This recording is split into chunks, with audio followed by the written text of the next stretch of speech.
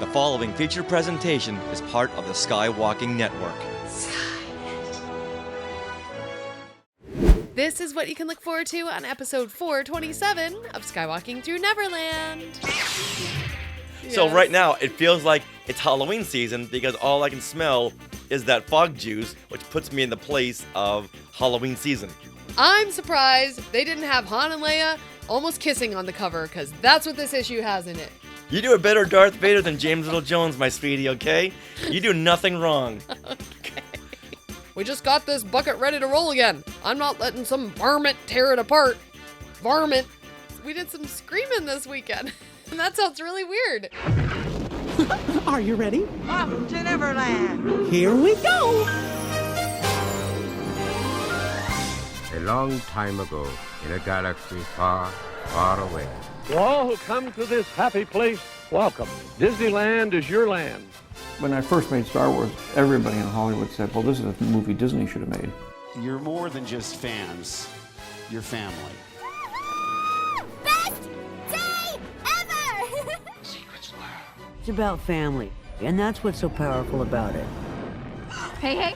When you use a bird to write with, it's called tweeting. When we visit the world of Disney, we never grow old. It's a Peter Pan, Never land that keeps us young in heart. This is Jedi Master Obi-Wan Kenobi, and you are skywalking through Neverland. I have a good feeling about this. Hey, Skywalkers! Summer is coming to an end, which means Halloween is just around the corner. And speaking of Halloween, we have some Halloween things to talk about later on in the show. We got a lot of things to talk about later on in the show. So with that, let's welcome everyone back to Skywalking Through Neverland. I am Richard Woloski, but now everyone please say hello to my Scream Queen sweetie wife, Sarah. Oh, I'm the Scream Queen now. Now you are the Scream Queen, yeah. Wow. Yeah, we did some screaming this weekend. That sounds really weird, but we did. Yep, because our Halloween celebration kicked off yesterday at Midsummer Scream Convention, yes. But we'll get into that in just a bit. A little bit. We are your enthusiastic podcast destination for the many decades of your Star Wars, Disney, and Marvel fandom, and Halloween fandom. See, you are the Scream Queen. So imagine a big Wookiee hug from us. And a little sprinkle of pixie dust for our family of Skywalkers. Now, coming up on this episode, we are breaking down the 4th issue of Marvel's Empire Strikes Back Adaptation comics, circa 1980. This is issue number 42. So if you have it, go get it and follow along. But if not, you can see all the colorful panels and the whole comic as we talk about it if you're watching us on YouTube. So I highly recommend the YouTube version of this podcast episode. Just search YouTube for Skywalking Through Neverland. Keep going. All right. Well, let me put up a banner here because it's very important. We are being sponsored by Small World Vacations. They are a diamond level Disney vacation planner travel agency and can help you book your trip to Disney parks around the world, even Adventures by Disney, which goes all around the world, which is amazing. And their service is free of charge. So head to smallworldvacations.com for a no obligation price quote and tell them that Skywalking Through Neverland sent you. All right, I did it as I was told by going to get my issue of The Empire Strikes Back number 42. Here is my issue. Aww. See, you say to do things, and I do them. You do. You're very good about that. Yes. Do you want to touch it? I do. No, you don't. No, you're not going to. Come on, what have we learned these last couple of years? You don't touch my comics, okay? Didn't you see Diner? When Daniel Stern was flipping out because his wife was touching his record collection? No. Because she would take a record out, he had them all alphabeticalized, and she would take something, she'd take out like maybe a copy of the More of the Monkeys, M, and not starts put with it an back? M, and she'd put it back in like the A's. Oh no. No, see, don't do that. Okay. See, he's very, very specific, as am I. I don't want any fingers on my comics that might rip them or tear them, or lose them. Not saying that you lose things, she loses things. So I'm going to put it safely over here. Now, did I over-explain this well enough? Did I hammer it home? If it's not electronics, I tend to lose it. Yes. Yes. Okay. Or if it's not bolted down, you tend to lose things. Or if it's not a car. But you know what? We all still love you. Okay. All right, now we are recording this from Long Beach, California on July 31st, 2023. Richard, what happened today in Star Wars history? Well, on this day, 42 years ago, July 31st, 1981. Hey, you were born at this point. The Empire Strikes Back is re-released for the very first time. The Star Wars saga continues with a special return engagement. The Empire Strikes Back. Han Solo is back. Laugh it up, fuzzball. Princess Leia is back. I just assumed it's a Wookiee. I can arrange that. Yoda is back. In fact, the whole gang is back. Join me. The Empire Strikes Back. Rated PG. Wait for me! Returning to your galaxy Friday. And the 7-week engagement grosses an additional $26.7 million, which to this point, it brings its total box office domestically to $209 million. Wow. You'd think, well, Barbie did that in a weekend. But well, this was back was in 1981. 42 years ago. Right. When I think the highest price for a ticket was probably $4 and maybe 50 cents. Where now you can't get away without $15 for a ticket. Not that we go to the movies how often? We just saw Barbie. Saw Barbie. Okay, what do we pay for those tickets? Like 20 each, yeah. 20? Yeah. Oh my. See, this is why I ask you to get things and don't tell me how much they are. Yeah. But look at the seats we had. It was like a really nice theater with the boxes where you couldn't see in front of you. You couldn't see people's phones. See, now, back I'd pay an extra $5 for that. In 1981, when I saw The Empire Strikes Back during its re-release, I saw it at the Newton Corner Paramount Theater, where we had these little metallic seats, and if they bent back, it was like maybe at a 3-degree angle. Oh, God. Yeah.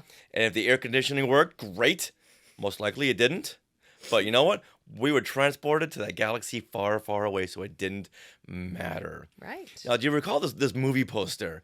Artist Tom Young created the poster for this re-release. I recall when my friend Jimmy Pruby and I we rode our bikes down into Boston from Newton, and just to get our free Empire Strikes Back re-release poster from FAO Schwartz. Was it still there? The toy store. Oh, yeah. You got it. Okay. To get a free movie poster, because these posters were not cheap. Yeah. You go to a convention, they'd be like $20, $25, but here they are, free if you just bought like a coloring book. You buy something, you get a free poster. Wow, that's great. But we did this at the beginning of the day, which means we had the whole day to carry around these posters without a poster tube and not ruin them. You know how particular I am about my stuff. So the whole day was just protecting this poster. You didn't go right home after that? No, it took us like maybe an hour and a half, 2 hours to drive all the way, to bike all the way down to Boston. Wow. So if you're there, you make the day of it. Okay. But yes, I remember just riding around with one hand on the steering handlebars and one hand just ever so tightly grasping this poster so there wouldn't be a wrinkle. So when I think about this re-release, I think about me and Jimmy riding down to Boston. Yeah. And getting this poster. And we were so hot and sweaty, Jimmy would use the poster as like a sweat rag. Oh no. And not thinking about it though, at the end of the day we both unrolled our posters. Mine was like freshly rolled out. Right. His was just like a big sweaty clump of paper. That's so sad. No, I know. There you go. 42 years ago today. Well, before we move on, welcome Meredith. Hey, for joining us. Yay.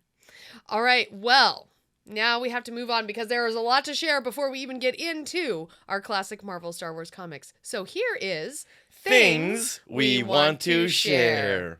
Things we want to share. Things we want to share. Things we want to share. we want to remind everyone that we will be at Long Beach Comic-Con September 2nd and the 3rd, where you can pick up your copy of Today in Star Wars History, Parts 1 and 2, and Skywalking Through My Fandom. So you'll be there to get it. And guess what? We will have a booth. We're going to have a booth or a table, but we're also going to be hosting our game show, Star Wars Trivia Challenge Strikes Back. We don't know a time or date just yet, but when we do, you will be sure to know. Stay tuned to our socials. Yeah, and hopefully sometime soon we can post the video we took at Comic-Con where we recorded our trivia panel. That's right. Yeah, that was. Yes. I can't wait for that. Yeah. Lots of fun. All right. Speaking of lots of fun, we had tons of spooky hunting fun last weekend at Midsummer Scream Horror and Halloween Convention. Guess where that was held? Not in San Diego. Not in Chicago. Mm-mm. Not in Orlando. No, not in Japan. Right here in the LBC. Right in our own backyard. Long Beach. Right here in the 562. The Long Beach Convention Center. And this is such a fun convention. It was my first time there. Richard, you had gone last year for like a half day, right? And this convention celebrates Halloween, horror, and local haunts and big haunts as well. And it features panels that are put on by haunt creators such as Knott's Scary Farm, Six Flags Magic Mountain, Universal's Halloween Horror Nights, but also fan panels. There's a huge dealer room. There's a podcast stage. There's also a screaming room, which is a screening of all like horror fan films. Yeah, right? And a big shout out to Amantha, who is a Skywalker who Yes. runs that screaming room. Yeah, amazing. And also there's also celebrity signings and photo ops, but Whoa, not so fast this year. yeah, not as many this year. That's very true.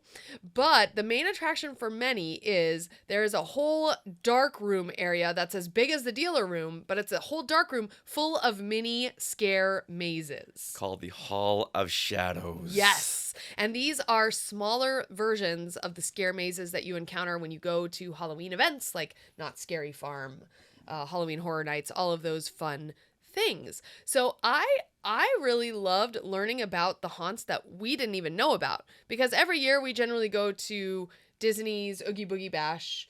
We sometimes go to Halloween Horror Nights at Universal, and Not Scary Farm is usually a staple. But beyond that, we haven't gone to many others, but there's so many other haunts that are even around our area or just like in California, really. So like the Winchester Mystery House is in San Jose. They do something fun for Halloween. There's a haunted car wash in Lakewood, which we'll have to check out this year. I know. I never had my car washed by ghouls and demons. I know. I take it that's what they do, right? I don't. I think someone comes in your car or something. I really don't know what happens. I don't, but we need to check it out. But it's in Lakewood. It's in Lakewood, which is right up the street from us. If you got a rock and threw it over your head, you'd hit Lakewood. Yes. And there's also someone had his own house haunt in Pasadena, and he had a little mini haunt there too. So it was a really fun, eclectic space. Yeah. What'd you say? There was like 5 to 6. Oh no, I would maybe say even 1, 2. There was like there was the Blockbuster one. Oh yeah, the Haunt Buster. Yeah. It was a maze through a Blockbuster video that just had horror movies. Yeah. I would say there was 7 or 8 little haunt mazes. Yeah. One of which was closed down most of the day. Yeah, we didn't get to do that one because it was closed, but all the rest of them we did. But we did go to the Winchester Mystery House, and if you want to go to the Winchester Mystery House, go to our Instagram account and you can see our little video. Yeah, that's the haunt there. That was the best one. It was fun. really fun. So we did a little reel going through these mazes, but they're kind of dark, so only so much you can do. Yeah. But other than that, you know what? I still have that fog juice smell stuck in my nose. So right now, it feels like it's Halloween season because all I can smell is that fog juice, which puts me in the place of Halloween season. I ain't complaining. No, it was really fun. Yeah. And then we went to the dealer room. They had all of these dealers who dealt in this either haunted Horror. Halloween masks, which every year the technology in these masks just gets scarier and scarier. Fun Halloween Etsy type of little dolls made out of like yarn and ribbon. That were like Frankenstein or the Scream characters. There were a lot of cosplayers there. Only saw one Barbie. Oh, yeah. Only one Barbie at the but there was Midsummer Scream convention. Tons of cosplay from like Mike Myers. Yeah, right? a lot of Mike Myers of and Chucky's. Chucky, yeah. A whole bunch of fun things from horror-ish films. Yeah. Yeah. Scream. Remember we saw the one woman who was dressed as Casey, played by Drew Barrymore. Drew Barrymore, yeah. And then on when we went on Sunday, we saw a game show. Okay, whenever we go to conventions now, we have to hit up a game show, and this was called Truth or Scare, and it was moderated by Buddy Under the Bed or the puppet. It was a puppet, but it was a guy holding a puppet. A little puppet with the hand and rod, and it was fun. It was very quirky. Yeah. Yeah, it was really cool. We had a good time. Like, we were entertained. We did, yes. Yeah, so what he would do is he have two celebrities, Naomi, what's her last name? From American Horror Story? Yeah. Okay, she played Pepper in American Horror Story.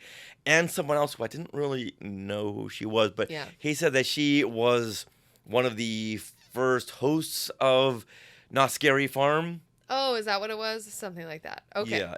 But they were kind of pitted against each other with a person from the audience, and basically the celebrity had to answer a question about horror trivia, like horror movie trivia, and the person they were paired with had to determine whether they were correct or incorrect. So it was kind of funny because the actors themselves, they weren't as knowledgeable about horror movies as the audience. So it was a fun mashup. Even though they're in horror movies, Naomi Grossman, she's the actress from American Horror Stories. If you saw her face, maybe we'll put up a picture in the final cut as to who she is. And the host made a mistake of calling up a child to be pitted against one of the actresses, and the whole thing was, I'm going to ask the actress a question, and then the audience participant has got to say whether they're right or wrong. Yes, I just said that. Yes. Okay, I'm sorry. If you said that, I was looking at this because I had to find Naomi's last name. Yeah, so that kid was overthinking the question and always thought that the actress was wrong. And she took offense to that. Yeah, he was playing his own game. Yeah. That's what it came down to. So that provided many guffaws and laughs and chuckles. Yes. So we had a good time. And yeah, it was just a really fun time. And I would definitely go next year. Oh, good. Yeah. See, you said you wanted to go this year, and I wasn't sure you knew exactly what this was. I had a feeling I knew what it was. Midsummer Scream. I mean, I'm not horror convention. I know. Like, why would you? Okay, so I scrambled for tickets before you got a chance to say no. Yes. But you've been surprising me this year. You've been wanting to watch Scream and do some things that are out of your comfort zone. So I applaud you on that. No, that's the only way you grow. So along with all that fun stuff we just shared, we have some sad news now. Paul Reubens, the voice of Captain Rex in the original Star Tours, and DJ Rex at Olga's Cantina, has just passed away at the age of 70 from cancer on Sunday, July 30th. Now, when Matt Clifton had posted this in the Skywalking Facebook group, like, what? How could that be? Because it's Pee Wee Herman. This is one of the most laughable guys ever, and how could he be in the same sentence with he passed away? It doesn't make any sense. Yeah. Paul Reubens wrote a statement that was posted to his Instagram after his death, which, if you think about that, that's kind of eerie. He said, "Please accept my apology for not going public with what I've been facing the last 6 years. I have always felt a huge amount of love and respect from my friends, fans, and supporters. I have loved you all so much and enjoyed making art for you." Oh, that gets me. Oh my gosh. Yeah, it's hard not to think of Paul Reubens as this young man, you know, Pee Wee Herman. Right. You know, like he's always been there. Yeah, with his fun, infectious laugh. Yeah, and I'm so happy he decided to keep this a secret Private. because you know what? You don't need to share everything everywhere. No. Some things should be private, like this. Mm-hmm. Now, did you ever see his films? Pee-wee's Big Adventure, Big Top Pee-wee, Pee-wee's Playhouse? So Pee-wee's Playhouse was a series on TV, so I definitely watched that. I was the right age for that, although I felt like I was always into adult things more as a kid, so I felt like I mean adult meaning like I was always trying to more mature things. You're into these sense and sensibilities rather than Pee-wee's Big Adventure. Yeah. So I liked it, but I didn't understand. It was a little too loud and crazy for me, if you can believe it, right? It was right up my alley. Oh, I know it was, but I do remember clearly a memory of seeing Pee-wee's Big Adventure at my best friend's house across the street. We watched this movie, and it came to the scene with the pet shop. And there's a fire in the pet shop, and Pee-wee is like saving all the animals. He's running out, saving, putting the cats outside, putting the dogs outside, putting everything. And he keeps on running past the tank with all the snakes. This is like clearly burned in my brain. Uh-huh. And he keeps on like looking at them, and finally there's the scene. He runs outside with the snakes in his hand. This fire is glowing behind him, and I was freaked out, and I could not watch anymore, and I had to turn it off. So I never saw the ending of Pee-wee's. So you made it to like 3/4 of the way through. I did, but I was just freaked out. I was so scared for the animals because as a kid, I was a major animal lover. And then the snakes, they were all wriggling and just, and then his persona there, he's like, freaking out, and I just couldn't handle it. Even that picture is like, oh my God, let's move on. Well, guess what we're watching tonight then? Oh no. No, for me, this came at a great time because I was still in that whole innocent boyhood charm and what I wanted to see on TV. I grew up kind of slowly, didn't want to go into that whole adult teenage kind of thing, but yet it was childlike, and yet it was very askewed. Because his sense of humor was very sarcastic. He defied rules and laws to much as he could, and he cherished his bike. I cherished my Empire Strikes Back poster. He cherished his bike. So you see a lot of similarities. That's very true. And I'm sure now, if we watched it now, I can absolutely appreciate it for what it was. I mean, even Pee-wee's Playhouse is really fun and colorful, and the costume and set design and everything. It's really breaking boundaries. And I think they did a good job. But as a kid, I did not appreciate it in that way. You know what? Pee-wee's Playhouse, I could never get into it. It was just a little too silly and crazy and just a little too off kilter for me. Wow. I could hang with Pee-wee's Big Adventure. Pee-wee's Big Top kind of fell off the rails a little bit. Okay, I never saw that. And Pee-wee's Playhouse, I just couldn't really grasp onto. Okay. Now, a lot of people in my generation were like, yeah, Pee-wee's Playhouse, and they could get into it. And I felt like the outsider because I just couldn't do it. I could appreciate what he was doing. It just wasn't there for me yet. Okay. Paul Reubens really has a hold on both of us because of Star Tours. Because of Star Tours. Now, before we go there, Mark says in the Sky Chat, Pee-wee eating Mr. T cereal on top of his pancakes. This was the funniest scene. This was a Tim Burton movie. Was this in Pee-wee's Big Adventure? In Pee-wee's Big Adventure. Okay. Took like a little tiny bite of his Mr. T cereal, wiped the sides of his mouth, and he was good. He was good for the day. It's a huge breakfast. And he just had this little tiny bite of Mr. T cereal. That was it. Yeah, great scene. Now, of course, we're mentioning all this because, well, we admire the man in his work, but he has got this great Star Wars connection. He is Captain Rex. Yeah. In Star Tours. Hi there.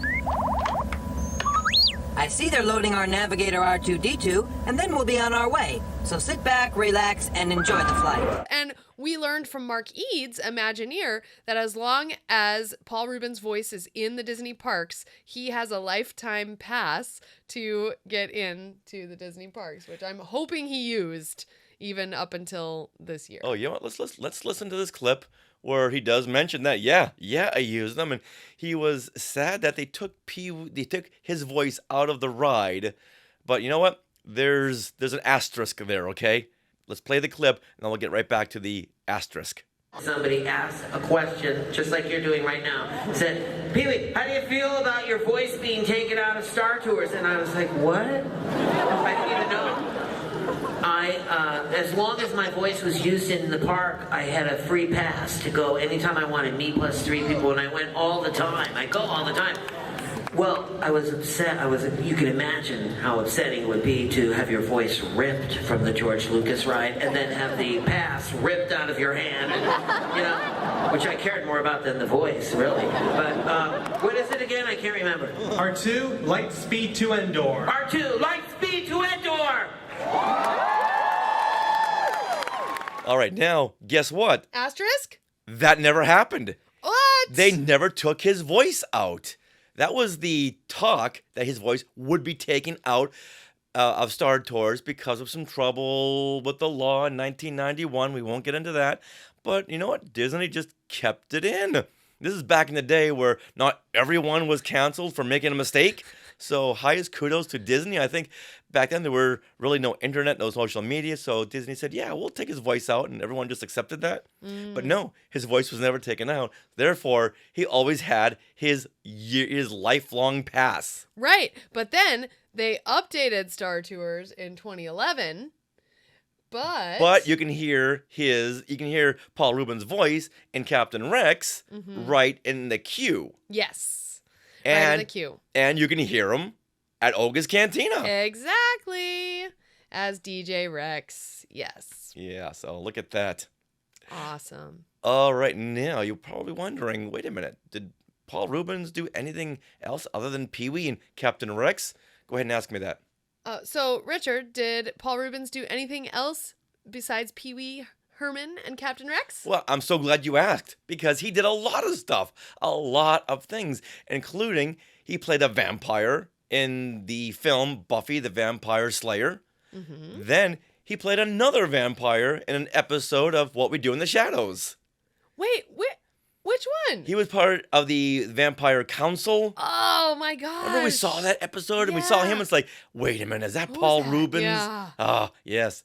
And awesome. he returned to the Tim Burton verse in Batman Begins as Penguin's father. Batman Returns? Batman Returns. What did I say? Batman Begins? Yes. Well, Batman began with the next sequel. Yes. That's not the Burton verse. So yes, Batman Returns, yes. Okay. He played Penguin's dad. Nice. And he voiced Max in Flight of the Navigator. And if you watch the Blues Brothers, yeah, he is a waiter in the beginning, in the restaurant scene where the Blues Brothers are looking to get their band back together. What? They go to this very, very posh French restaurant. That's and Paul right. Reubens is the waiter. Oh my gosh. Yeah, in the early 80s, he popped up in a lot of films, almost playing a Pee-wee-esque type of character. And then Don is saying he's in Mystery Men. Yeah, oh yeah, this is just scratching the surface of his resume. Then in 2014, Paul Reubens came back to Star Wars in the Rebels episode, Droids in Distress, where he voiced Captain Rex once again. Sentients, please prepare for takeoff.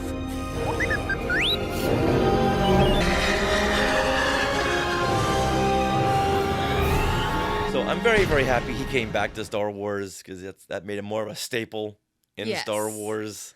Yeah. Yeah. And wow. I just wish we had him on the show.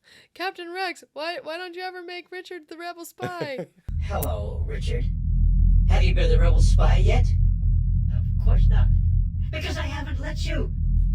And there was such an outpouring of affection today on social media as fans that wrote about the impact he had on their lives. 'Cause if you're of the generation of my generation, you at some point in your life, you would have gone, ha ha. With that, let's dedicate this episode to Mr. Paul Reubens.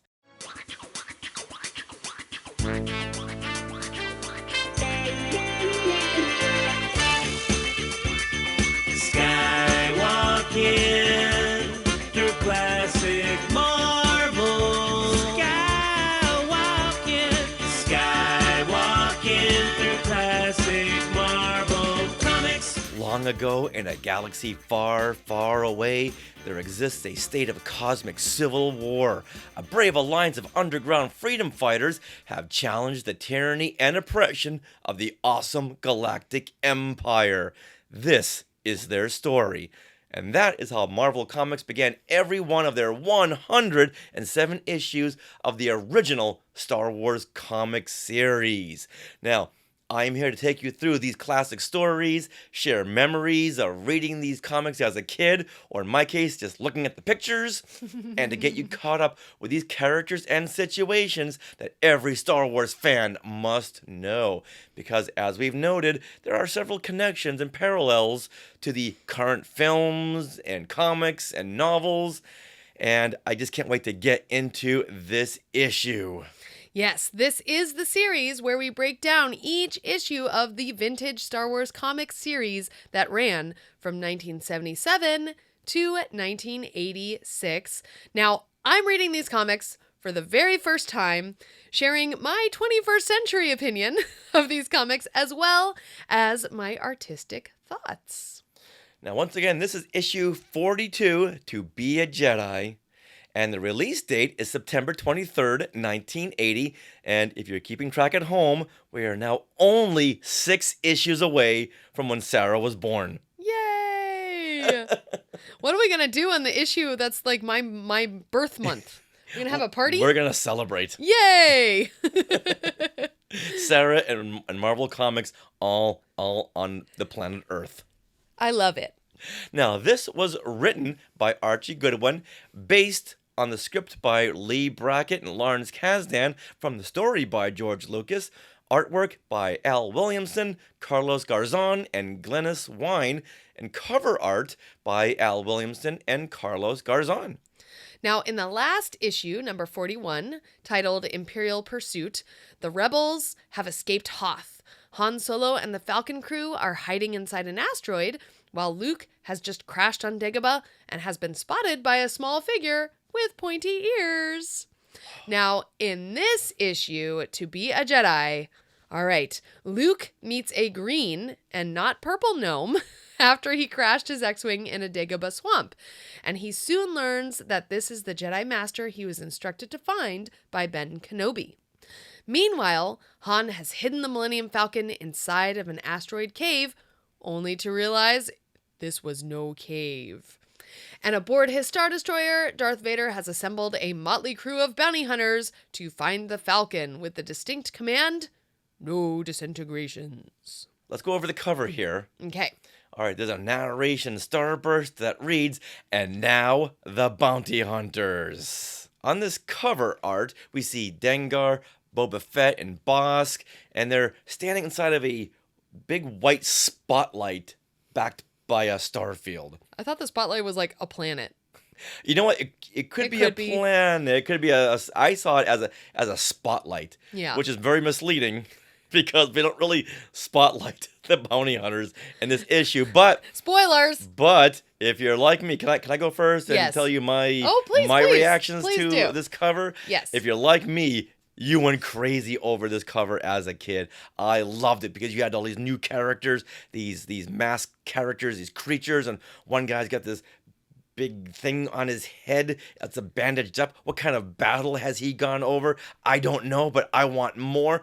I just could not get enough of this. I recall seeing this on the spinner rack. Because all you saw were the 3 heads of the bounty hunters. And at this point, we'd already seen The Empire Strikes Back. This came out in September.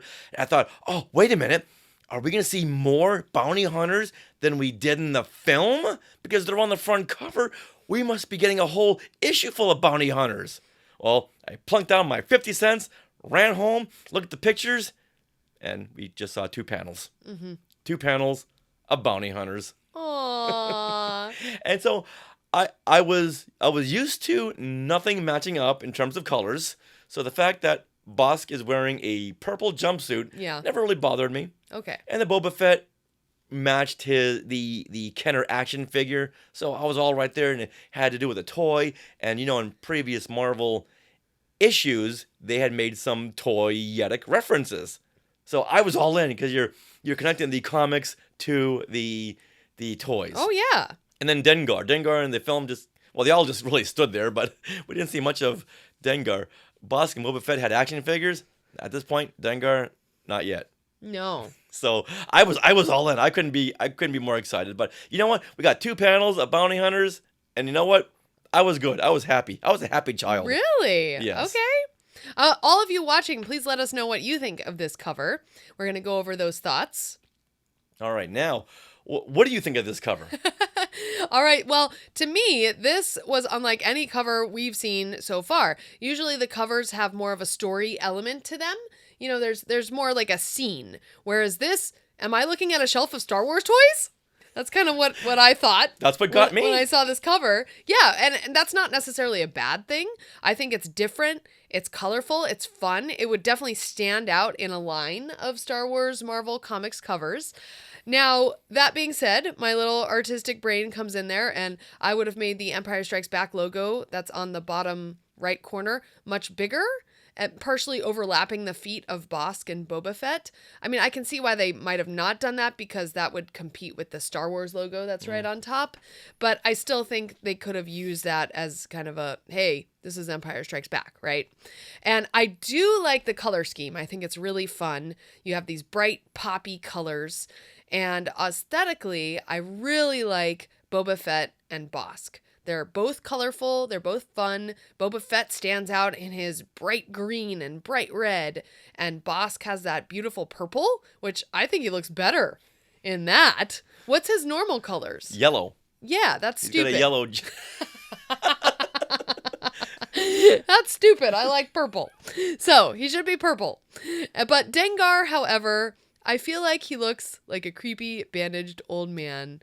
And in the white and beige, he just kind of blends into that white spotlight that's behind him. Mm-hmm. So I would have switched him out for a different bounty hunter. Perhaps for LOM. Mm-hmm. Or IG-88. Oh, I think that would have been perfect. Yeah. Because to bring in the people who like the droids. I think that would have been great. Mm-hmm. Yeah.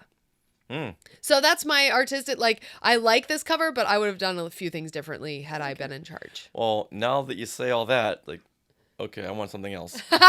Sorry. Not happy with this anymore. Oh, no. All right, core one of Amber. Hey there, Don. He says, very static. The last issue, we saw the Millennium Falcon in the asteroid field with a Star Destroyer right behind it, chasing it. The issue before that, we had the AT-AT lumbering toward Luke Skywalker with a lightsaber ready for action. Now here we get 3 bounty hunters standing there.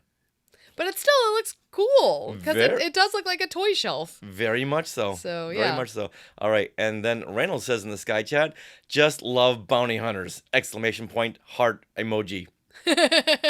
All right, now, as always, we put the cover art in our Facebook group and on our Facebook page, and we ask the Skywalkers to go nuts. Give us your comments. What do you think of this? Mm-hmm. Well, let's see. So Jeremy Stevenson says, looks like the bounty hunters are literally stealing the spotlight in this issue. Hey, there you go. So I'm not the only one who thought this was a spotlight. That's so cute. I love it. All right, let's read Rex Gordon's review. All right, Rex says, well, I knew about Boba from the holiday special, but here he is, along with Dengar and Bosk. I'm okay with purple Bosk. He must have had other colored clothes than just yellow. And he goes on to ask, now, how does he get his feet through the pants? I don't know. You know, because Bosk has got these clawed feet. Yeah. How does he get those? Because I'm not sure those feet can bend the way normal feet do. Interesting. All right, Rex goes on by saying, maybe Stan Lee forgot to order enough yellow ink. Whatever. This cover rocks. Make mine Marvel. Nuff said. Nice. I love it. This cover does rock. It does. Yeah, Scott Hume says, first comics appearance of Boba Fett, so this is a highly sought-after issue.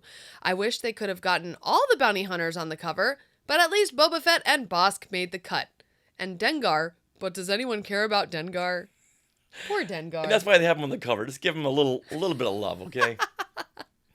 All right, and then Reynolds says, cover looks great, but Bosk looks like he's wearing pajamas. I can see that. Maybe the yellow is his bounty hunting color of choice.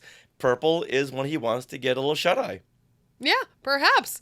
Although Don is saying that maybe at this point, it seems that the majority of people in the Star Wars universe can only afford one set of clothes. Well, I like it. They get so busy. When do they have time to change? It's true. That's so cute. Or one color scheme, I suppose. Yeah. Nice. All right. With that, let's get into the story of The Empire Strikes Back. Excellent. All right. Well, we open the comics and we have this splash page, as always, right? Mm-hmm. So it contains the Empire Strikes Back logo in the top left corner, and you see this big, giant Boba Fett right there in the middle. And that is the main focus of the page. He is flanked by the other bounty hunters, Dengar, Bosk, and there's one guy that's like over his shoulder. Who is this? That would be Zuckuss. Really? But this dude? Yeah, they hit him behind Boba Fett's backpack. His jetpack. Yeah. All right. That's very odd. He didn't have a very good agent. And there's Bosk right there, kind of in the a profile shot. Do we have IG-88? No, but they're standing in front of a Bespin background. Okay. Those are those domed Bespin towers. Interesting. Yeah. Okay. All right. And I'm sure this was taken reference from The Empire Strikes Back illustration when Ralph McQuarrie did this nice portrait of all the bounty hunters, and they were standing on like a Bespin landing platform. Okay. All right, so on the bottom of the screen, what do we have there? All right, so now at below waist level of Boba Fett, we get a narration box, which is cutting the splash page box in half. So below this narration, we have this nice long shot of Luke and Dagobah with R2 and his ration box. Can't forget his ration box. And Luke's back is to us. He's contemplating his X-Wing, which has crashed in the swamp. Now look at Luke's body language. He's got his hands on his hips, and it looks like he's saying to R2, so who's going to explain this to the insurance company? Yeah. Not it. Not it. Mm-mm. Sorry, R2. But let me know what they say. Yeah. Now, interesting that they've chosen to have these interesting pink mushrooms in Dagobah. There's a lot of mushrooms. There's a lot of pink mushrooms. In this issue, and there's some references to Alice in Wonderland. Yes, absolutely. All right. So I think they were trying to tell you something without being too subtle about it. All right, well, this whole splash page, we'll get a good look at that. Now, this whole splash page echoes the previous issue 41 splash page, which was also cut in half by the Falcon's jet stream lines, and it depicted two different images. You had like the Falcon and Star Destroyers, and then below the Falcon lines, you had like the cockpit of the Falcon, which is a cool way to split that up. So they've kind of done a similar thing here. Now, the colors here are mostly pastel, except for Boba Fett, whose red armor pieces really pop out and like hit ya with some force. And these tie into the Empire Strikes Back logo outline. This issue from these two pages, our front page and this page now, promises to be very Boba Fett heavy. Does this happen? Have you seen The Empire Strikes Back? Is the film Boba Fett heavy? No. If you want Boba Fett heavy, you got to watch the holiday special. And at this neither point. is this issue. I'm surprised they didn't have Han and Leia almost kissing on the cover, because that's what this issue has in it. But I don't think that would have sold to 10-year-old boys. No, little boys. Nope. If I would have seen that on the spinner rack at John's, I would have said, yeah, I'll wait until maybe next month and get maybe 2 issues back to back. What about you guys watching? Would you have loved to see Han and Leia kissing on the cover? Would you pick up that comic? Like I said before, when I saw the Raiders of the Lost Ark novelization and there was Indiana Jones and Marion Ravenwood just looking deeply into each other's eyes. I didn't bother picking up that novelization. Oh, how sad.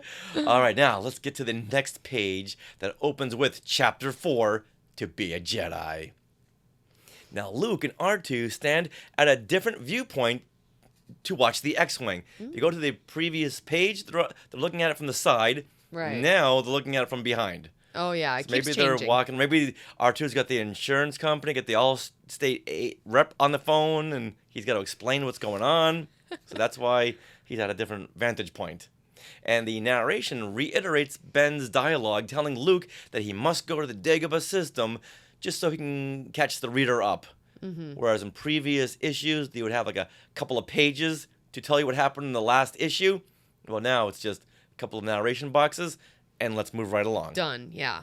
Now, suddenly, Yoda appears, not like he does in the film, where Luke has set up at his little camp away from the X-Wing, a little ways into the jungle, but right here next to the crashed X-Wing. This is where Yoda just pops in, and this is good continuity because remember, in the last time we saw Yoda at the end of the last issue, he had just seen Luke crash his X-Wing. So he's in the same spot. So I give Marvel a lot of credit for that little continuity. For keeping with the continuity, Yes, right? Yes. All right, now R2 beeps in with a Warit. Come on, you can do better than that. Warit. That's much better. Okay. And here we get to see Yoda looking like Yoda, Kind of. Yeah. Well, he doesn't look like the concept art where he was the green and the purple gnome with the long white hair that freaked me out that we saw in the Marvel Adaptation Digest. But we went over that story in the last episode where Archie Goodwin broke down the two Yodas. Okay. So go listen to that again. It was really, really interesting. Right. Now, Yoda here, though, while his face is somewhat similar to Yoda here, and he is green, not purple or anything else, he does have really long legs, long, stick-thin green legs, and a purple robe, which is a little different. So he's much more humanoid in these comics. So they didn't want to get away from the purple. Yeah. Oh, but I do have to say the middle left panel here with Yoda eating this food ration. Luke here looks like Wedge with blonde hair though. Like his face looks a lot like Wedge. And Luke says, "Hey, that food concentrate stick was going to be my dinner. Do you want a food concentrate stick for dinner?" If that's all you have. Sometimes for lunch we'll have a power bar. Yeah, that's true. But I don't think that food concentrate stick tastes like peanut butter. No. What Don is saying, is he smoking a pipe? No, that's a food concentrate stick. Yeah, that panel isn't the best representation of Yoda or Luke. No. Yeah, and Rex is asking, did they draw over another Yoda? Yeah, I think the artist needed some practice with Yoda because later on in this issue, it gets way better. Much, much better. Yeah. Looks like the actual cinematic Yoda. Now, it was here in this comic where I understood what Yoda said. Oh. He says, go down to that bottom panel. Okay. He says, "I'm wondering, why are you here?"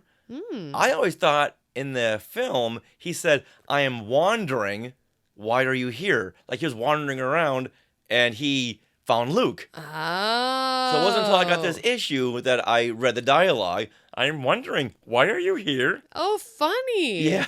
Oh my gosh. Blew my mind. So this is like you know how we watch TV with captions now, closed so we can captions. understand what they're saying? Yes. So this was like closed captioning for The Empire Strikes Back.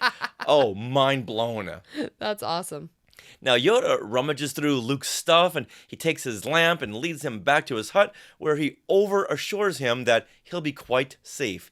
He says it again and again. You know when someone says, "I keep repeating something," you don't trust what they're saying? Yeah. Oh, and he even laughs. Heh, safe. Quite safe. Heh, yes. Of course. Wow. Luke says, "Yeah, R2, I'm going to go off with the stranger. You wait here. I'll see you in a bit." Yeah. Now we cut away to the asteroid field, and two Star Destroyers blast down into an asteroid where they've tracked the Millennium Falcon.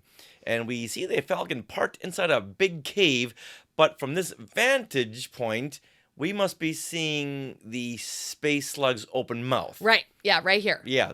I think that's a cool shot. It's a actually. very cool shot. Yeah. And it's not until later on you realize, oh, wait a minute. If I look back, now I see the space slug is hiding in plain sight.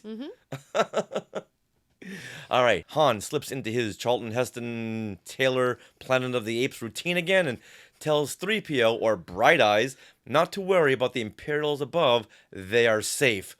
This seems to be a running theme in this issue. Oh, safe. indeed. Being safe. Is anyone in this story ever safe? No. They're in the belly of the beast. Mhm. All of them. Yeah. Right. All right, now we get into the Empire love scene between Han and Leia, and instead of having too many panels where the artist has to draw Han and Leia arguing, they take us outside the Falcon. They do this a lot, where they take us outside of the action, so they don't have to keep illustrating the characters. Is that why they did that? Yes, because if you notice, the Han looks like Harrison Ford, Princess Leia looks like Carrie Fisher, Luke Skywalker like Mark Hamill. So that must take some time. Even Chewbacca's looking great. C-3PO and R2, they're all looking great, which means it's taking a little bit more time. So if you notice in this issue, they keep cutting outside of the action, just so they don't need to draw the characters anymore. Now they're just drawing the Millennium Falcon and a couple of vines. All right, can I speak to this scene? Please. This is all you at this point. This is my favorite scene in all of Star Wars ever. Okay, so here it is in a panel of the comics, and I find it curious that they did cut out the last lines of that scene. Now I can recite this scene back to back to back, but she goes, "Sometimes when you're not acting like a scoundrel," and he's like, "Scoundrel? I like the sound of that. I think you like me because I'm a scoundrel. I bet you haven't had enough scoundrels in your life." And then the narration takes it, and all of a sudden they're kissing. But they left out, "I happen to like nice men." I'm a nice man. "No, you're not. You're..." And then they kiss. So we kind of missed that whole kind of like little thing. And instead of this thing where they cut outside the Falcon, they really, really, really needed a shot of Han like leaning into Leia, because you don't get this chemistry by cutting away to outside the Falcon. What the heck is that? Right. I'm so annoyed. Who drew this? I can answer all your concerns. Yes. One, this is for 10-year-old little boys, and we don't want to see characters kissing. We want to see laser battles. We want to see lightsaber fights. I don't like 10-year-old little boys. See droids.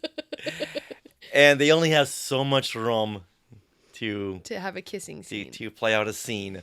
And a scene like this, like, okay, let's just cut to the chase and get right out. All right. As hard as that is to hear. Oh, look, Adam O'Brien's here from Australia. Yay. Hey, Adam. Yeah, take it. Adam, distract Me? Sarah. Me? Distract Sarah. Yeah. All right. So, meh. All right. But they did do a very nice rendering of Han and Leia kissing. And I would know, because I have that image burned in my brain. That is a very, very nice illustration. It's very good. Yeah, yes. But then Leia breaks nervously away, perhaps frightened by what she feels, or perhaps how much she wishes the feeling would continue. Now, what else didn't they include in the scene? 3PO breaking them up. Classic. The big comedic moment of like this second act of the film. And it's out of here. It's out of here. It's just Leia, who actually, this is a great panel of Leia, by the way. I love her likeness here. But you know what? It's interesting to see different mediums portray the same scene and how they do it. So, I mean, in comics, they kind of have to show certain panels. That's all they have to work with.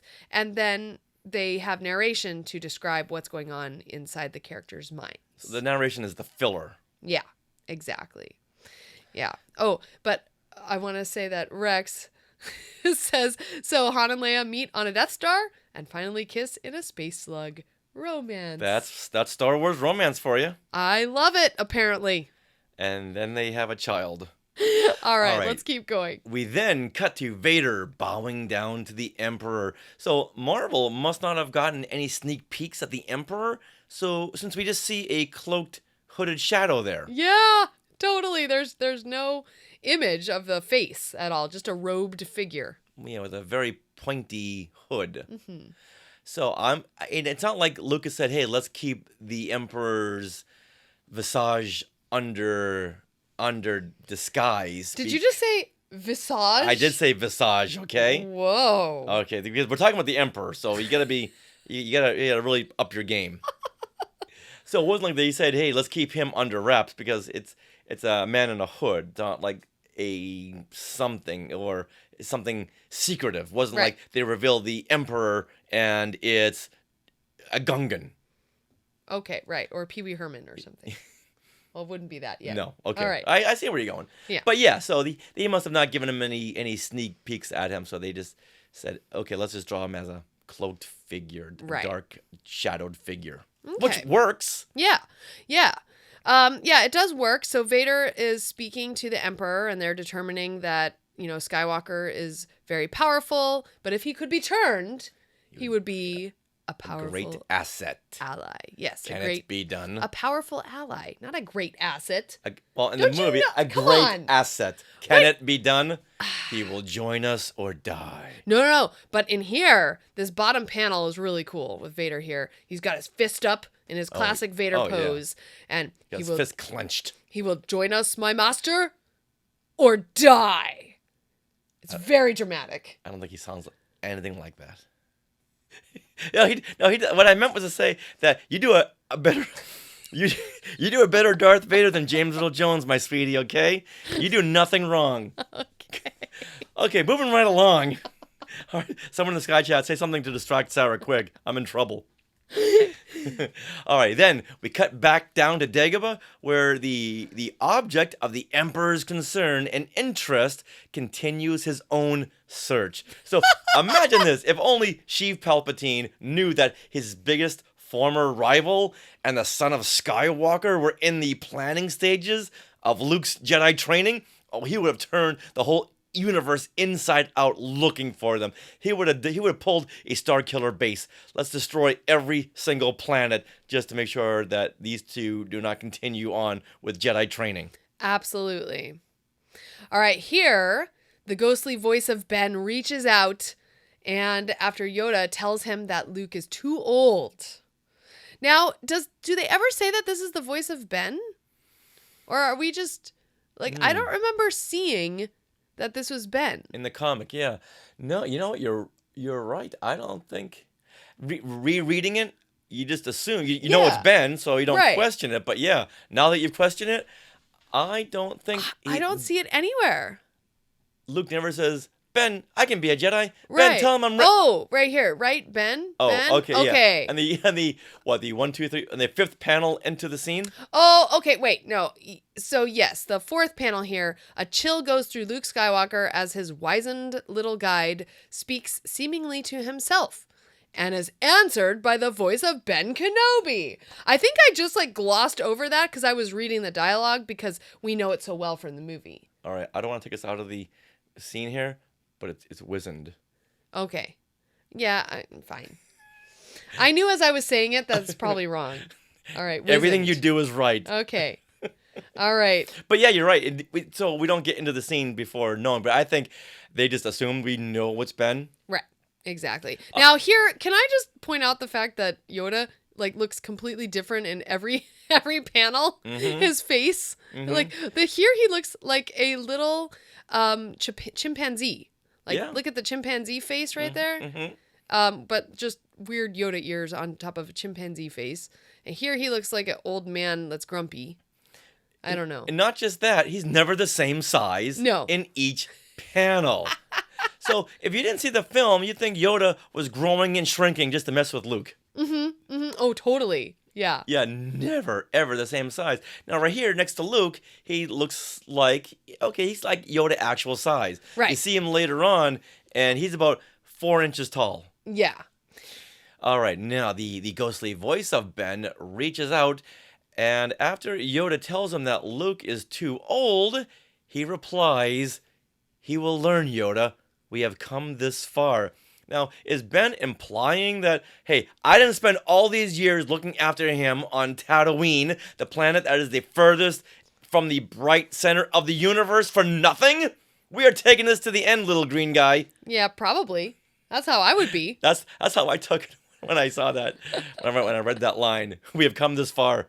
No, Yoda, I've come this far. Yeah. I know you had to wait it out on a swamp planet with no one to talk to except for the animals, and well, I'm sure Yoda did his own form of training down there. Yeah. Yoda's very efficient. He doesn't waste time.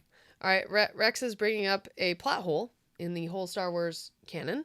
He says Obi-Wan could have just flown baby Luke to Dagobah and saved some time. And saved the Lars family, too. Yes, but then Luke wouldn't have grown and become this, who he is, the hero. And a great pilot. That, too, yeah. But that's very They don't cute, have very Rex. many skyhoppers on Dagobah. No. But yeah, okay, valid point. Yes. All right, let's move on to the next page where we see this top panel here, which has a great likeness to Luke. And it says, to become a Jedi takes the deepest commitment. All his life, this one has looked away. This is Yoda speaking. And here is Luke looking up and away, his face half in shadow. He's looking off into the distance. And I think that's a really nice way to frame that line. Mm-hmm. Very artistic. Yeah, it kind of creeps me out that Luke only has one eye. It's artistic, okay? He only has one eye. It looks good. I've seen the movie. Luke's got two eyes. All right, moving on. All right, moving on back into the asteroid cave, and Han and Leia and Chewie, they're inspecting the Millennium Falcon for varmints crawling around the Falcon's hull, and suddenly Han blasts something up on the ship, but we never see what it is because it falls in a big cloud of smoke. Yeah, and then he's like seemingly looking at something on the floor of the cave, and you still don't see it. So I don't know what he's supposed to be looking at. Yeah, well, you know what? Do you know what he has? A very bad feeling about this environment. Now, where in the space slug do you think they are? Looks like they're standing on a membrane. It's a stomach. Okay. And a slug, it's a slug. It's basically all it has is a stomach, right? I mean, where else would they go? I don't know. That's why I'm asking.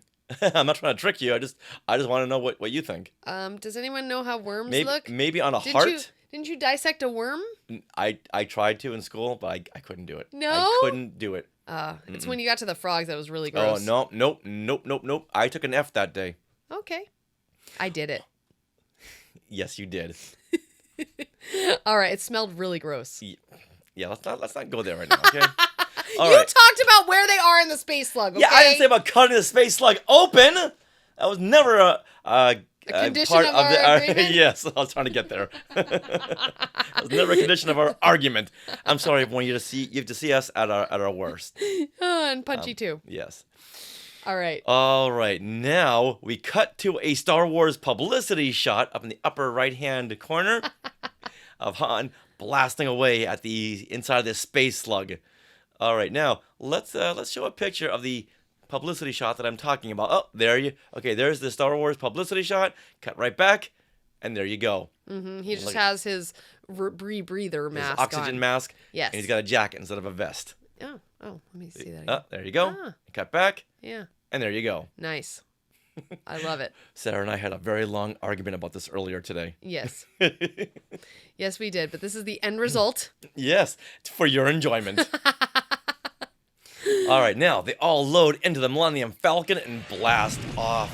And it looked like the ship was just parked a few feet inside the slug's mouth. No, it's flying at that point. Right on the tip of the tongue. No, it's flying at that point. I think it's just lifting off because it doesn't have any of the propulsion lines. It doesn't, but I think the artist just forgot that.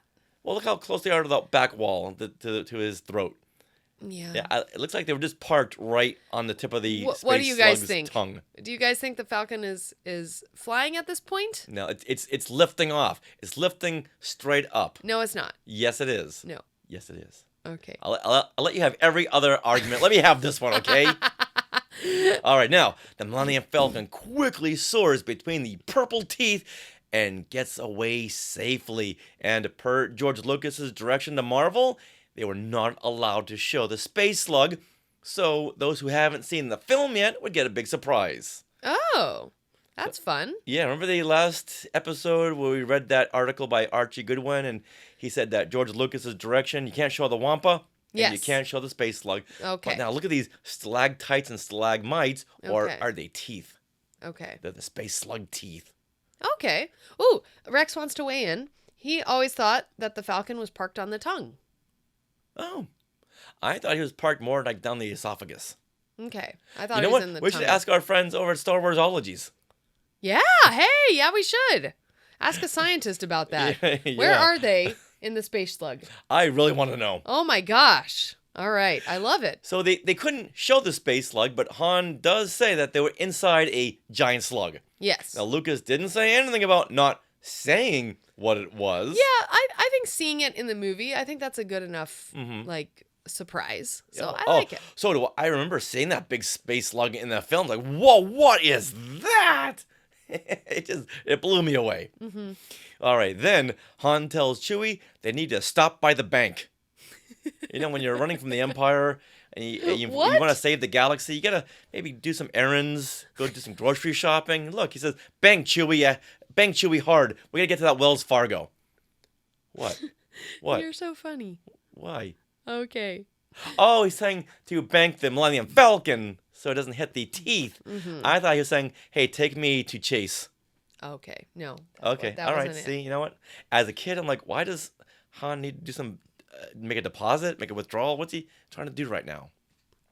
All right. Back on Dagobah. Yes. Luke is just failing at his training. He is just too tired to spontaneously slice this metal bar Yoda has thrown at him. And he says, hey, you know what? This should have been cut up into 7 pieces. Oh. You see this in the comic and you see this in the novel, but you don't see it in the movie. No.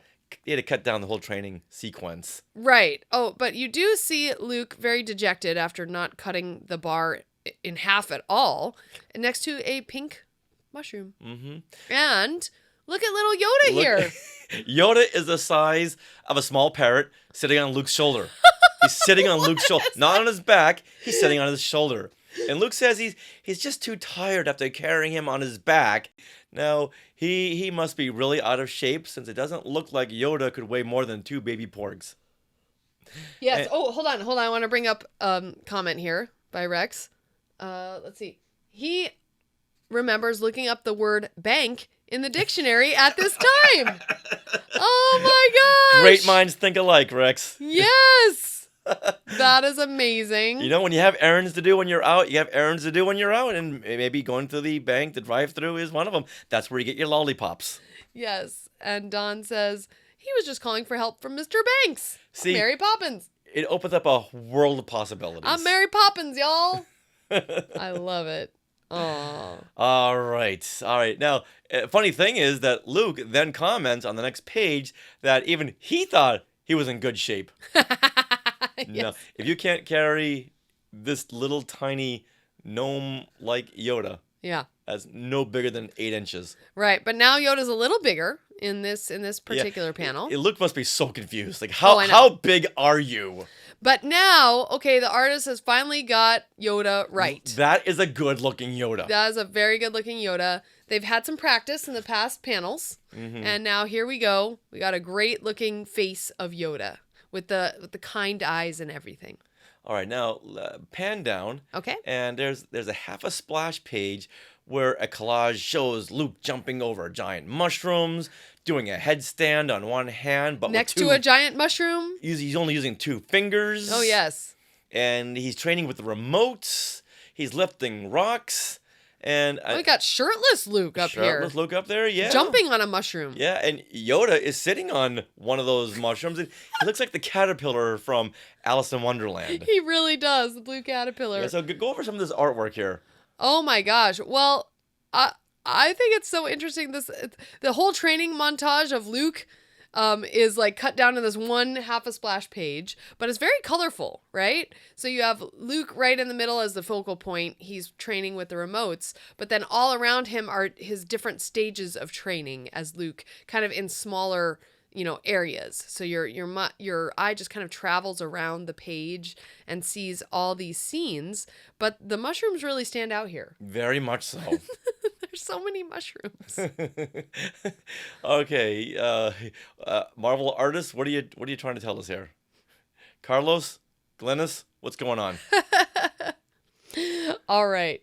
Ooh, hey, Luke is even lifting some rocks. Oh, she sure is. Like all Jedi do. Mm-hmm. You're not a Jedi until you can lift rocks. Exactly, with your mind. Yes. So suddenly the X-Wing sinks deeper in the swamp, and Luke says he just can't lift it like the rocks. No. And Yoda replies, size has no meaning. Look at me. Judge me by my size, do you? Now Luke should respond here by saying, I can't. You keep on changing your size in every panel. I can't judge you by your size. Look at how small Yoda is here. Now he's the size of the Yoda Kenner action figure. I think he looks like the size of a squirrel. Like, it's just crazy. And then down here below, he's like kind of the right size. Yeah. So, yes, it looks like, you're really messing with me. Yeah. And Yoda's saying, you know what? It's not me. It's the mushrooms. So here, it's kind of glossed over the fact that Yoda brings out the X-Wing from the swamp. One minute it's in the swamp, and the next minute it's out. But they don't really show like Yoda lifting it or lifting out, right? And I feel like this is a big missed opportunity because you could have had this really cool splash page with the art of the X-Wing rising out of the swamp, kind of like Ralph McQuarrie's painting, where the ship is in the foreground up high and Luke and Yoda are in the background underneath. I think that would have been a really cool like homage to pay from the comics to the McQuarrie art. Looks like what they had as a reference was the Kenner toy and that X-Wing. Okay. So maybe that's why. Okay. Now, Yoda is letting Luke have it because of all of his limits. Luke just says, I can't. And R2 yells out with a Wordleet! And suddenly, the X-Wing lifts from the swamp. But it's not clear that it lifted. Well, you see it kind of appended, and now it's lifted. It's unclear, all right. And Luke just can't believe it. And I can't believe they're finally drawing Yoda in the right dimensions. Like in this bottom panel, we see him, and earlier on. Yeah. He's very small. Yeah. All right, now, okay, get ready for this, okay? Okay. Are you sitting down? I am. We cut into what was promised on the cover art. Bounty hunters. Woohoo! Yes, we need those scum. Oh. But don't get too excited because, like we said earlier, they just get 2 panels. Like this page, right? Yes, this is all you get. Oh my gosh. Yeah, so as a kid, I was disappointed, but hey, this is what we got. Okay. One of these panels includes 4 LOM with a big purple plum head. Okay, now hold on. Are you talking about this right Yes. between Boba Fett and Vader, yeah. Vader? Uh-huh. Okay, I'm sorry, but this totally looks like the Last of Us like infected dude, a clicker with the crazy like mushroom head. Yeah. That does not look like 4LOM. No. Well, 4LOM isn't purple. No. And she has like a plum. I know. So that's very odd. All right. Now there's a bounty hunter missing. Where's Zuckuss? Oh. There's no Zuckuss anywhere. Zuckuss. Oh. We saw him on the very first splash page, covered by Boba Fett's jetpack. Yes. Maybe the jetpack went off, and that was the end of Zuckuss. Oh. Well, we also see a little bit of IG-88 here, only he's covered by what is this? The word balloon. Vader's word bubble. Yeah. Wow. So these guys just can't get a break. Now, Vader points to Boba Fett as the leader of the band and says not to disappoint him. And Boba replies, given a free hand, I've never disappointed anyone except for those who hope to escape me. All right, now, Vader tells Boba that he wants proof of their capture, so no disintegrations. Do you recall when we saw the disintegration in Mandalorian? Oh, yeah. With the Jawa? Oh, that was creepy. It's like, oh, now it all ties in. Yes. And do you know who that actress was who played that disintegrated Jawa? No. That was our new friend, Molly Miller. Ooh. Who we met at Comic-Con. Yay. Who might be on the show when the strike ends. Nice. Yeah. Oh, hold on. Rex says that Zuckuss, he was in the cafeteria. It's like, oh, did we start the meeting? Oh, I'm so sorry. I just want to get my fruit cup. I'll be there in a minute, okay? Yeah, that makes sense. Yeah. Nice. All right. Now, in this scene, what are these characters doing, Sarah? It's tying into something we've been talking about lately. Okay. You mean right here where they're all looking right at the camera? Yes. Oh. They're doing some Star Trek acting. Star Trek TOS, Yeah, the original series. Yeah, we've been watching some of the original series, and we've noticed that whenever they want to speak a line in the actors, they always got to turn to the camera and away from their scene partner. Oh, yeah. And talk to the camera. You know what? The microphone can pick you up anywhere you stand. You know that, right? But now the characters are turning around to the reader and saying their lines. That is so Am I the only one who noticed this? I think it is, but now that you mention it, it's like totally noticeable because Vader's looking right at the camera. You are free to use any method necessary, but I want proof. No disintegrations. And he's not saying that to Boba Fett's face because Boba Fett is right over his left shoulder. Boba's saying, who are you talking to? Yeah, that's so funny. Oh my gosh. Now they are interrupted by Admiral Piet, who shouts to Vader that they have them. Yes. Now, I always thought, even in the movie, that this was a big F.U. to the bounty hunters to tell Vader right in front of them, hey, you know what, guys? We don't need you, okay? We don't need you. Yeah. We can take care of this ourselves. We're the Empire. Okay. I do have to call out the fact that this reminds me very much this guy running in from the hallway in a small space. That's Piet. And he's like yelling something to Vader. It reminds me very much of The Sound of Music when the Sound of Music people, they've all, Julie Andrews and everyone have vacated the singing area where all the Nazis are like lining the walls and they leave. And so when they win the whole competition, you know, the competitors are like, oh, well, where are they? The Von Trapp family singers. Dun, dun, the dun, family dun, Von, the family Von Trapp. Dun, dun, dun. And then all of a sudden this Nazi comes out, they're gone. You know, so that's what it reminded me of. Okay, Yeah. You know what? I can see that. See? I can see that, yeah. So we have a Sound of Music nod in and a Marvel comic. And a Star Trek reference Yes. all on one page. I love it. Now, the Imperials chase the Millennium Falcon, which swoops around and disappears. Oh, look at that. Just then, Lord Vader wants a report, and with a resigned air of a man totally out of hope, the cruiser commander moves to report his failure. So, how do you think this is going to go? Doesn't go well. Yes, no, it doesn't go well. They call him cruiser commander, but that's Captain Nita. Poor Captain Nita. No, things do not. Spoiler alert: things do not go well for Captain Nita. No. Back on Dagobah, Luke is making progress on his training, but he's complaining that it's taking so long. Now, didn't Yoda get to the part of the training where he says, "All right, this is gonna take some time, okay? Maybe years and years, and then after that, you gotta keep on training." Always I'm over learning. 900 years old, and I'm still training. Yeah. Come on. Did Luke think this was like a weekend course? I don't know. It's taking too long.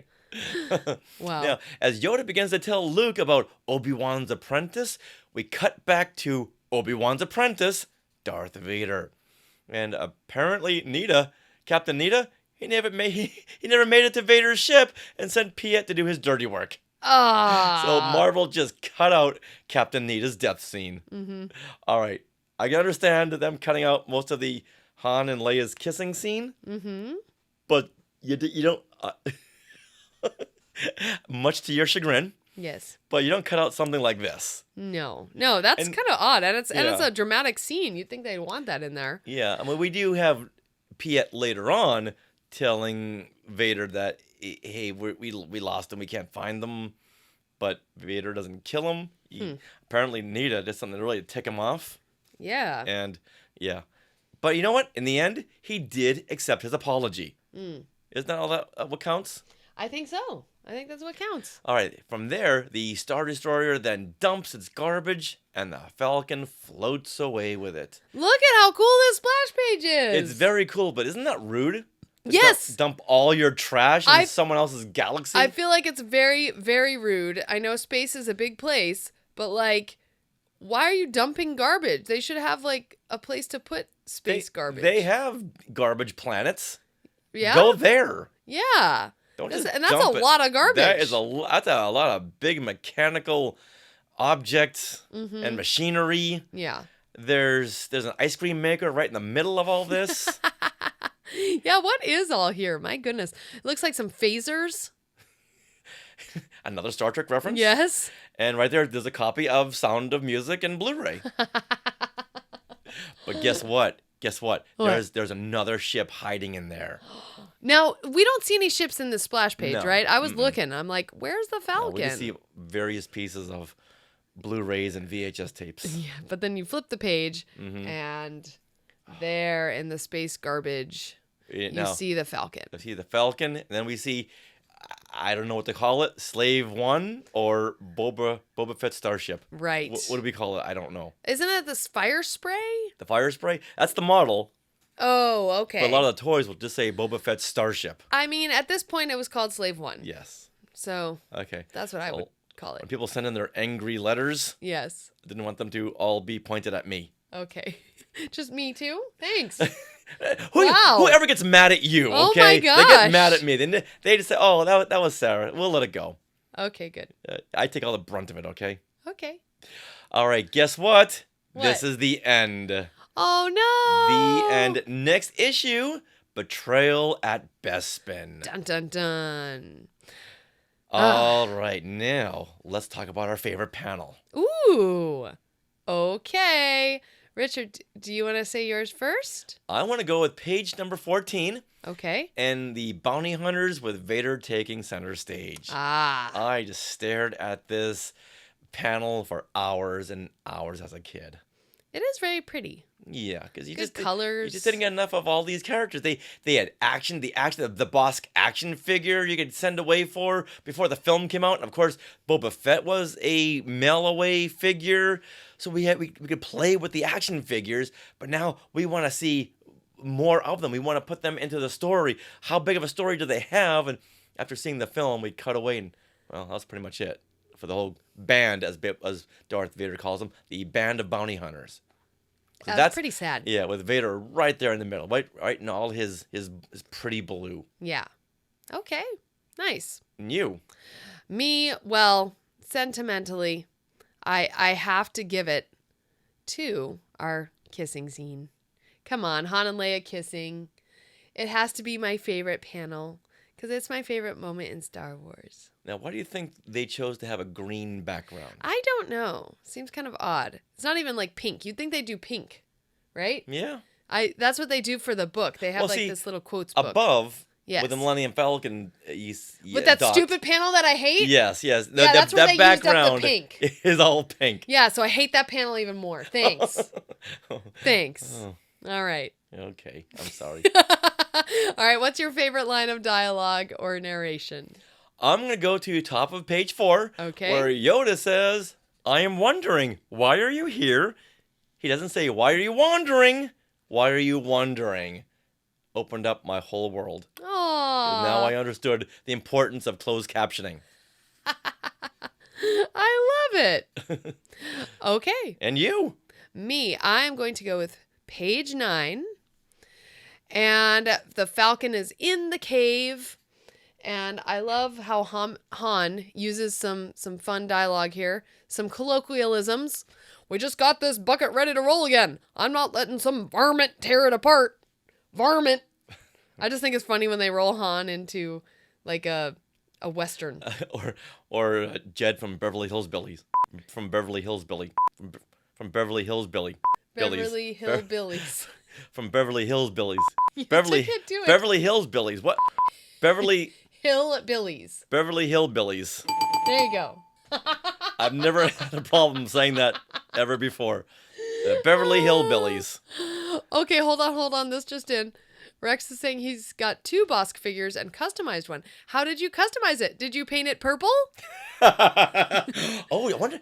They have Kenner or Hasbro, one of the two, had made action figures based on the color scheme and the sculpt from the classic Marvel comics. What if they made like a Bosk? Oh, a Funko. A Funko that was like based on the comics. Oh, that would be amazing. You know they're gonna do that. You know they're gonna do that. Because look how cool these are. These are so cool. Yeah.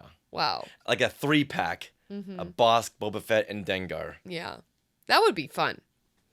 All right. So, Richard, what is the best use of color in your opinion? Well, let's go to page 10 and 11, Okay. and we see the purple teeth of Oh. the space slug. Oh, okay, 'Cause yeah. At this point, you don't know what those. You think there'd be stalactites and stalagmites, but you wouldn't think there'd be teeth. Okay. Because George Lucas said you can't show the space slug, and Marvel said we'll get close enough. I like it. So I like the use of that color. Nice. They do a very good job in using pink, much to your dismay, and a lavender. Just not where they should use it. Yes. Well, I'm going to go to a panel. My favorite panel is on page 7 at the bottom. There is no pink or lavender in it at all.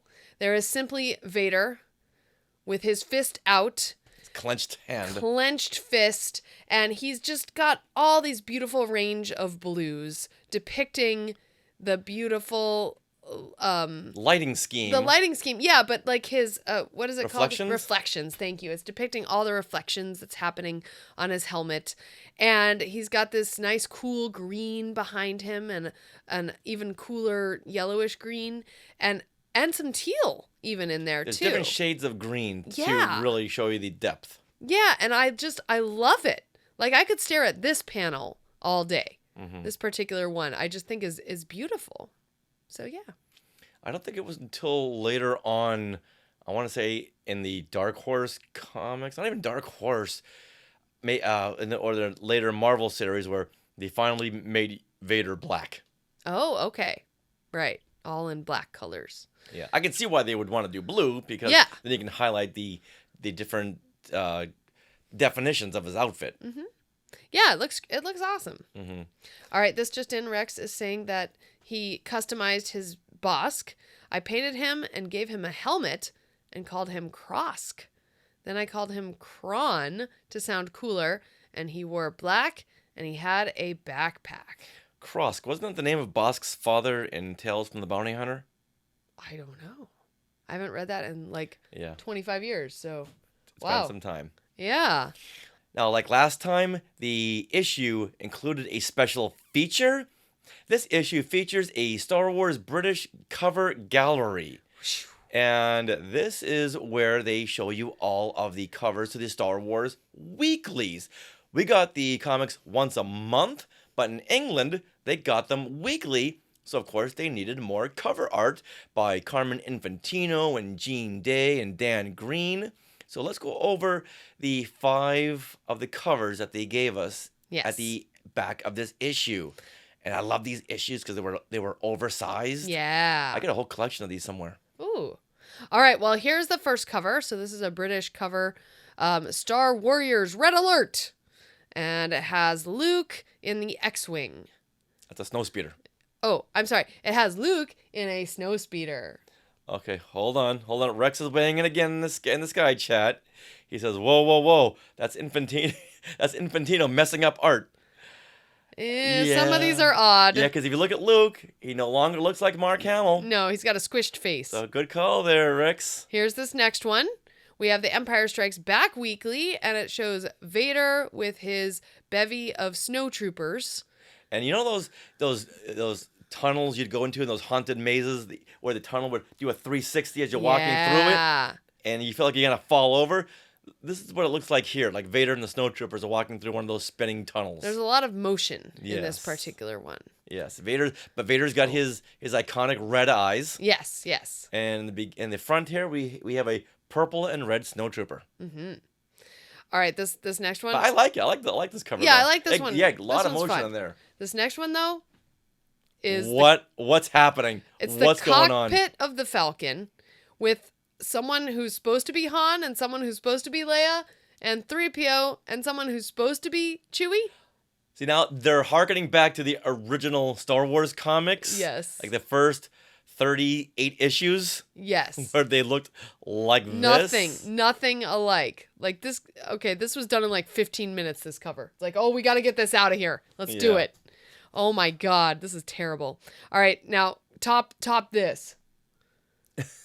I like What? it. You have a big pile of fur, and I'm sure Chewbacca's in there somewhere, and he's holding the dismembered C-3PO in this blue spotlight. So it looks like he's on stage. It does. And Linus 3PO looks good. says, "Spotlight." Yeah. They give him a spotlight, and 3PO looks good, but this pile of fur does not look, and he's crouched down, right? So it doesn't look like long, lanky Chewie. Ever wash a dog? Yes. They look like this. Yes. Oh my God, it's terrible. But you know what? I wouldn't mind having like a poster of this, just because look at that. That's kind of cute. Rex. When falls a friend. Whoa. Look at Chewie's big legs. It's like so tree weird. stumps. It's so weird. All right. Shall we do this last one? Lastly. Whoa. All right, we've got Han punching Lando, like in this big action pose. But is that Han? Because it looks like someone with a mop of hair. Mm-hmm. Looks like they're in a fight club. Yeah, it does. Yeah, all the friends around cheering him on. Yeah. Including And the Imperials. What is this a leg? What is this? This like I don't know what that is. Okay. But Lando has his cape, only it's like lavender. There they go with their lavenders again. Mm-hmm.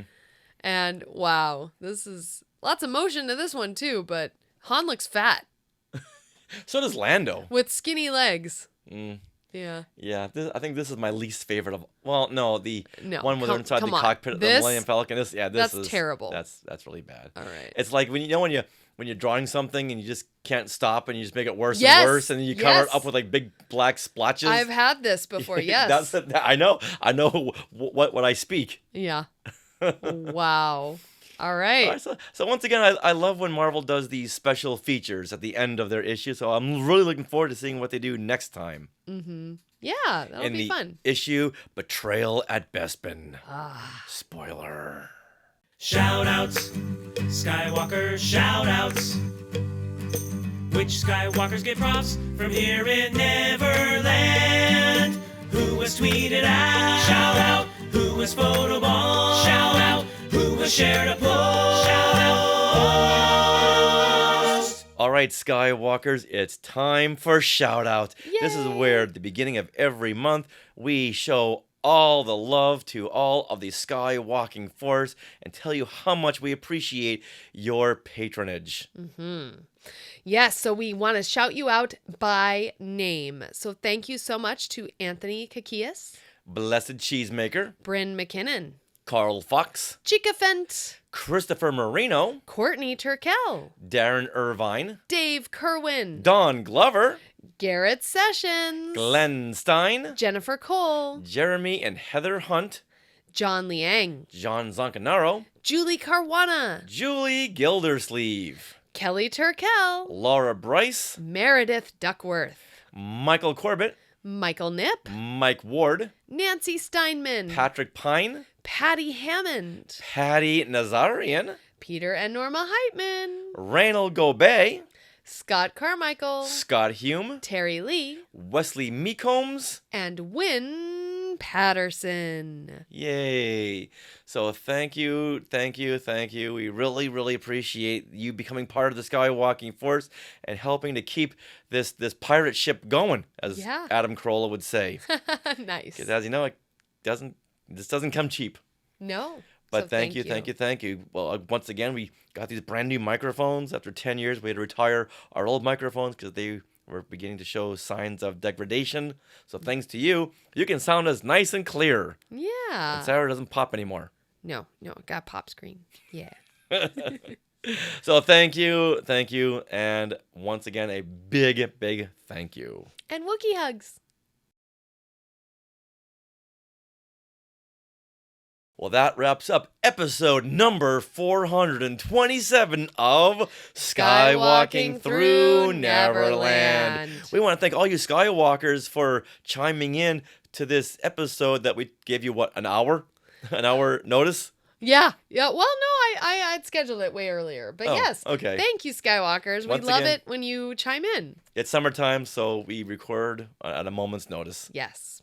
So thank you for that. Thank you for weighing in on our YouTube clips, on our Instagram posts. We really, really appreciate that. And if you haven't already, please subscribe to our YouTube channel. We're slowly getting up to that 10,000 mark, and that's like the next tier. Yeah. I'm not sure what you get at that tier, but what you do get is acknowledgement. If you want to submit your show for pressed for certain things. Yeah, that's true. They want to see that 10,000 mark. So we're It really almost helps there. out. Really helps out, and then we can go to more things and take you to more places. And do what we do. Grab a friend's phone or a family member and just hit subscribe on their phone. Subscribe. Yep. Yeah, they never notice. Speaking of places to go and things to do, remember you can meet us and play some awesome Star Wars trivia on September 2nd and 3rd at Long Beach Comic-Con. Yeah, that'll be really fun. And where's that going to be held? In Long Beach. Long Beach Convention Center. Woohoo! Yeah. I hope more Skywalkers can make it out because we are having a blast. I think our Comic-Con trivia game show was like a 10+, and we just figured out ways to make it an 11. Yep. So you must come out. And if you come out to Long Beach Comic-Con, you can pick up your copy of Today in Star Wars History, Parts 1 and 2, and Skywalking Through My Fandom, the interactive notebook. And if you can't meet us there, you can always get them at skywalkingthroughneverland.com/book. Yes. Looks like Horsehead will see us there. I think that is Jeff. Or no. Actually, who is this? Let us know. We don't want to call you by the wrong name, but yes, we will see you there. We're very excited to see you. Nice. Yay. All right. Well, we would like to thank our sponsor, Small World Vacations, for their support. Now, are you thinking of getting a trip to a Disney park? Well, you can always just head there, fill out a Get a Quote form at smallworldvacations.com, and their vacation planning service is free. Disney pays them, not you. So check it out and tell them that Skywalking Through Neverland sent you. Would you want to support Skywalking Through Neverland? Well, sure you do. Well, consider supporting us through the Skywalking Force, our Patreon. And the Skywalking Force has access to bonus content in the form of our Zoom discussions on the latest Disney Plus shows. And you also get a coupon code to use for our books. And this bonus content begins at only $5 a month. So head to skywalkingforce.com, have a look at the options available, and thank you so much again to those of you who are part of the Skywalking Force. You always will get a monthly shout out. Wouldn't it be fun to add your name to the shout outs? Yes, it would. Yay. Now we are part of the Skywalking Network. Skynet. Where you can find other great shows like Talking Apes, the Max Effects Podcast, the Neverland Clubhouse, Totally Tell Me Everything, Star Warsologies, and the YouTube shows Collectopolis and Today in Star Wars History. Now, Star Warsologies was also at Comic-Con with us, and while we had our trivia panel, they had a bunch of science of panels, like the science of Andor, the science of Indiana Jones, and science of superpowers. So most of those are coming out on their Star Warsologies podcast feed within the next week. In fact, 2 of them are available now. So even if you didn't make it to Comic-Con or didn't make it to that panel, you can listen to those, which they're really fun. All right, well, you can find us on social media. We are at Skywalking Pod for Twitter. Well, actually, for Instagram and for X? Threads. Not X? No. Okay, good. Threads. And we're also on Facebook. So search Facebook for Skywalking Through Neverland. We are on YouTube. Please go subscribe. Just search Skywalking Through Neverland everywhere. That's where we are. You can also email us, share at skywalkingthroughneverland.com. And always remember, Neverland on Alderaan. Hey, look at those names to the left. They are part of the Skywalking Force, our Patreon. Become a producer yourself and check out all the Disney Plus themed bonus content available depending on the level you subscribe.